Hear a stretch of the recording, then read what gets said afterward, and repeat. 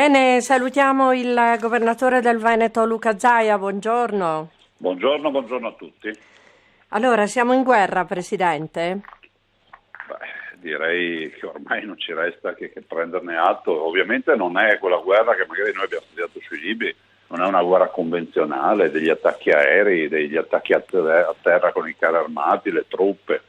È una guerra dei guastatori, dei kamikaze, di coloro che assaltano la popolazione inerme, la popolazione pacifica, che non ha come unico pensiero quello di essere in pericolo. E chi va con i Kalashnikov entra in un teatro dove si sta facendo un concerto e ammazza quasi un centinaio di ragazzi, penso che non abbia nessun tipo di giustificazione. Mi dicevano che ieri su Sky, adesso non so esattamente quale canale, hanno fatto vedere un documentario proprio atroce dove mostravano come in certe zone riescono a coinvolgere anche i cristiani, magari ricattandoli in questo discorso. Ma era molto pesante il documentario, molto pesante. Ma guardi, le immagini che ci sono su internet sono immagini raccapriccianti di quello che fanno, sì, e soprattutto di quanta violenza, di quanta crudeltà applicano nei confronti di quelli che loro ritengono dei nemici, perché pensare ad esempio che un cristiano è un nemico e proprio per questo deve essere eliminato, penso che la dica lunga anche sul concetto di nemico. Insomma, si sono viste le immagini di quello che in teoria dovrebbe essere quello che ha dato l'ordine di fare questi attentati di Parigi, sì, che trascinava una ventina di corpi di nemici con il pick-up e li trascinava fino alla fossa comune, ma li trascinava per terra, erano feriti oppure già morti, non lo so. Cioè, ho l'impressione che siamo nelle mani di pazzi squilibrati, e penso che questo non possa essere accettato. Non dimentichiamoci che l'unica vittima italiana è una ragazza veneta, Valeria Solesin, sì, una ragazza peraltro che basterebbe sentire parlare dei genitori, chi l'ha conosciuta, e leggere la storia per capire veramente che ha ragione la mamma quando dice non è una perdita solo per noi, ma una perdita anche per l'Italia.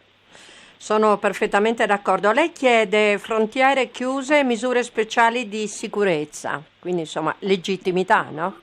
Ma guardi, io dico solo una cosa, che di fronte a una guerra si interviene con misure speciali, cioè non ci vedo nulla di trascendentale di pensare che anche tutta Europa, non solo l'Italia, ma l'Italia decide per l'Italia, possa, sì, dire fermiamoci un attimo, chiudiamo le frontiere, varchi dappertutto, in modo tale innanzitutto si chiudono le frontiere, chi è dentro, chi è fuori. Dopodiché cominciamo a controllare in maniera quasi spasmodica, ossessiva chi entra, e lo facciamo col sistema israeliano, cioè ti facciamo le radiografie in maniera tale che tu se entri dobbiamo essere certi che sei una persona per bene. Ricordo che gli israeliani, quando si imbarca anche il pullman del circolo anziani di Cortina, se andasse in Israele ha tutta una serie di protocolli di verifica e tutto in aeroporto italiano, dopodiché in quell'aeroporto, finiti i controlli, vengono sostanzialmente isolati quei passeggeri, non hanno più contatti con nessuno, dopodiché vengono imbarcati. Allora io dico, se facessimo questo poi controlliamo tutti quelli che sono in Italia. Dico, siamo razzisti? No, iniziate dagli italiani, iniziate da casa mia, dalle case di tutti i cittadini proprio locali, ma poi vogliamo che andiate anche a controllare quelli che vivono in 20 in un appartamento, quelli che i cittadini ci indicano che nelle loro case di notte c'è un via vai, e vogliamo anche controllare tutti quelli che non si sa di cosa vivono e comunque riescono a vivere. Insomma, penso che se ci fosse un controllo, ovviamente con pieni poteri della polizia, penso che un po' di pulizia la polizia riesce a farla. Oggi sul Gazzettino Cortina sorvegliata speciale, l'attacco alla Francia, vertice in prefettura per stabilire gli obiettivi particolari da controllare, attenzione alla Perla vista la notorietà nel mondo ma anche al capoluogo e a Feltre. Ma guardi, il sorvegliato speciale è il mondo, sì, da oggi, cioè è importante capire gli singoli stati come affrontano il problema, cioè di certo non si affronta dicendo come ha fatto il ministro dell'interno dicendo ho l'impressione, una frase del genere, ha detto che qualcuno nella fattispecie Salvini sperassero, adesso non vorrei usare termini sbagliati, diciamo che comunque dice c'è qualcuno che comunque ci guadagnerebbe voti se ci fosse un attacco in Italia. No, cioè, questo no, assolutamente no. Io dico che siamo tutti sorvegliati speciali. Cortina è sicuramente un obiettivo, lo è Venezia con Piazza San Marco, il Carnevale, comunque come città che è comunque un grande palcoscenico a livello internazionale, lo è la Basilica del Santo, lo è Gardaland, lo sono i concerti quando si fanno i concerti in Veneto, lo sono le grandi fiere, le grandi aggregazioni, lo è tutto, no? Sì. Anche perché il Veneto farebbe comunque notizia. Non dimentichiamoci che se è la prima regione turistica d'Italia è anche la prima regione più conosciuta, per cui il kamikaze che voleva entrare allo stadio cercava la visibilità nell'operazione, perché avremmo avuto in diretta l'attentato, perché questo poi quello che cercavano. Sì. Cioè, non stiamo davanti ad uno che spara e tu gli devi rispondere. Qui stiamo davanti a delle persone che poi si fanno saltare in aria, cioè si suicidano, per cui è difficile, non ci sono regole, no? Uh-huh.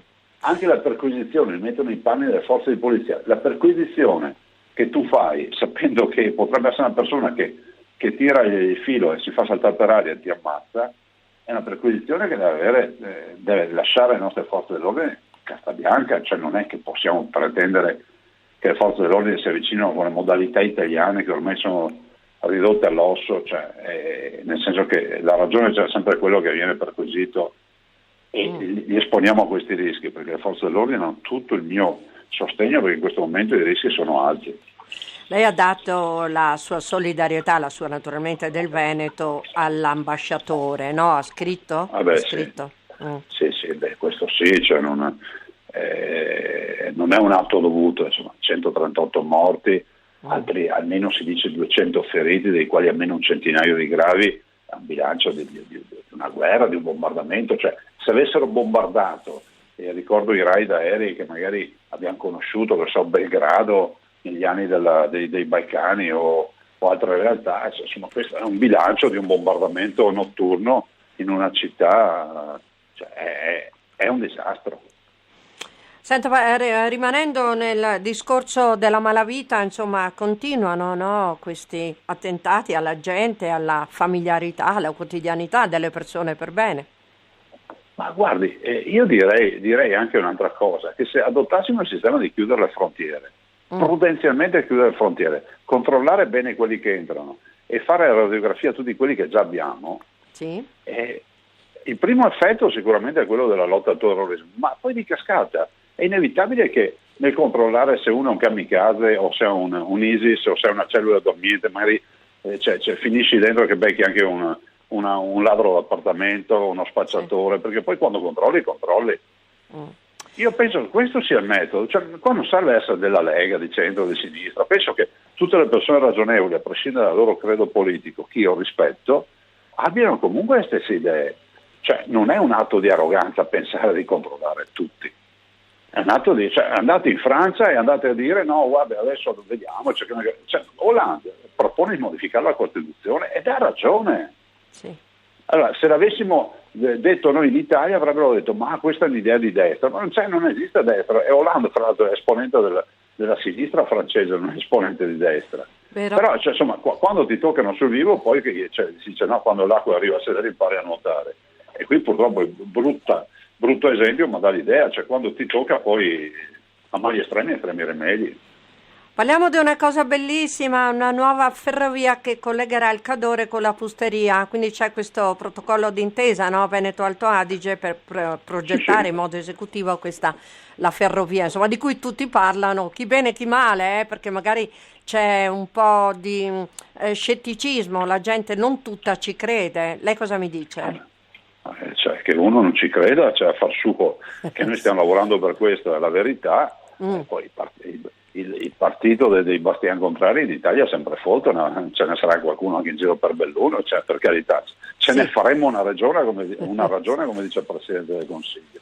Cioè noi stiamo lavorando, voglio ricordare a tutti che se si vuole fare la ferrovia del treno delle Dolomiti bisogna iniziare da questo passaggio, cioè fare un accordo con quelli di Bolzano, cioè mi sembra che non ci voglia un premio Nobel, no, per capire sta roba qua. Certo. Quindi questo è il primo passo. Uno che dice che è titubante è un rompiballe, cioè uno che non ha, come si dice, non ha altro che fare che rompere le palle.